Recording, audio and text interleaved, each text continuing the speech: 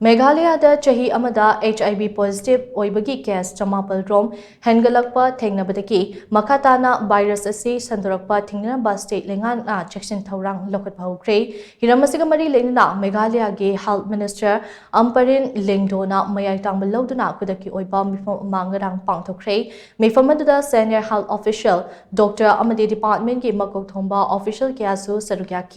mifamadu loiraba matungda pangthokpa pawgi mifam amada health minister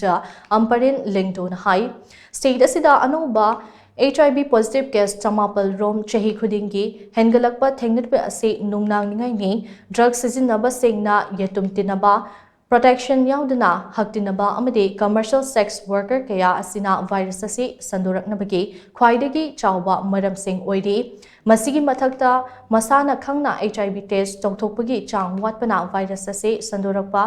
thingnaba hotnabada achauba khudongchadaba amasu mayoknari oirakliba film ase supnatagi health issue amakhak natre masidi khunai asida achauba singnaba ama oirakle maramaduna miyamga loinana khudaki oiba khongthang sing paikhataba yadabagi film adu lakle leingak ki maikaidagi miyamda awareness piba amadi ngalingaida HIV khangdok hongnaba hotnabada akhanaba migyeng thamgani adum ainama grassroots level dagi hauna mipum khudingma wakhal tahannaba hotnabada Khulgi luchingba singna saru yashinbagi tangai fadaba lei hainasu mahat makha tana phongdokhi